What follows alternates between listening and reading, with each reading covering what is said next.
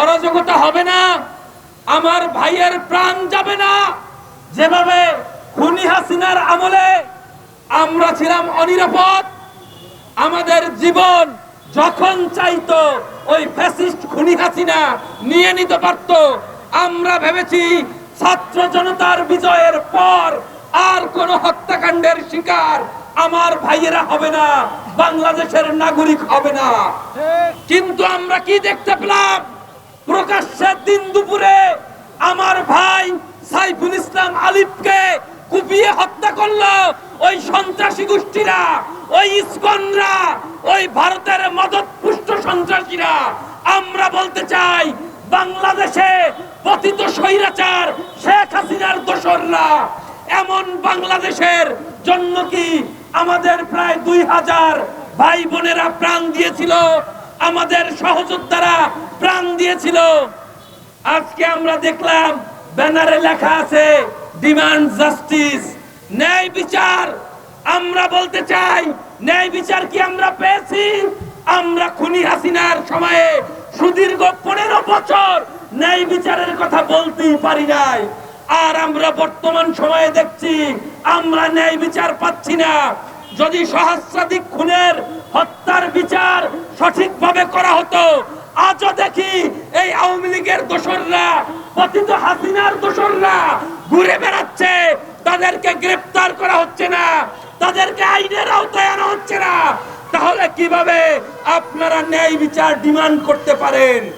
আমরা বলতে চাই, যতদিন পর্যন্ত এই আওয়ামী লীগের দোসরদেরকে চিহ্নিত করার মাধ্যমে আইনের আওতায় না আনা হবে, বিচারের কাঠগড়ায় দাঁড়া করানো হবে, আমরা বলতে চাই শেখ হাসিনার সংসদের 300 এমপিকে যতদিন গ্রেফতার করে না হবে, আওয়ামী লীগ, যুবলীগ, ছাত্রলীগ সহ নানান ধরনের যে সকল ওই সন্ত্রাসী সংগঠনের যে সকল নেতাকর্মীরা এই 5ই আগস্টের গণ অভ্যুত্থানের পূর্বে তারা এই হত্যাকাণ্ডে অংশগ্রহণ করেছিল, তাদেরকে গ্রেফতারের আওতায় না আনা হবে।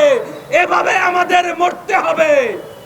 কোন সরকার সহানুভূতি দেখিয়ে চলতে পারে না। আপনাকে কঠোর হতে হবে, আপনাকে শক্ত হতে হবে।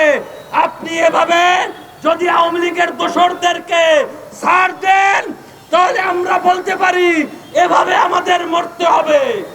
বাংলাদেশের জনগণ রক্তের বিনিময়ে আপনাদেরকে ক্ষমতায় বসিয়েছে চুপ করে থাকার জন্য না, ন্যায় বিচারের জন্য বসিয়েছে। সেই ন্যায় বিচারের দোরগোড়ায় আপনারা জাতিকে নিতে পারছেন না বলেই আজকে আমার ভাইকে শহীদ হতে হয়েছে। আমরা কেউ জানি না কখন ওই আওয়ামী লীগের স্বৈরাচাররা, দোসররা, ইন্ডিয়ার মদতপুষ্ট বাহিনী আমাদের উপর গুপ্ত হামলা চালাবে, বিভিন্ন জায়গায় নানান অপকর্ম করবে। আমরা দেখতে পাচ্ছি তারা এখনো দম্ভ ভরে বিভিন্ন জায়গায় কথা বলে, ফেসবুকে স্ট্যাটাস দেয়। আমরা বলতে চাই, বাংলাদেশের গোয়েন্দা সংস্থা অনেক শক্তিশালী। এতদিন জনগণের বিপক্ষে আপনাদের ব্যবহার করা হয়েছে, কিন্তু এখন কেন সন্ত্রাসীদের বিপক্ষে গোয়েন্দা সংস্থা শক্তিশালী ভূমিকা পালন করছে না? কেন আপনারা জানেন না ইসকন জমায়েত করবে, তারা নাশকতার সৃষ্টি করবে, তারা ওখানে কিভাবে ঢুকতে পারে?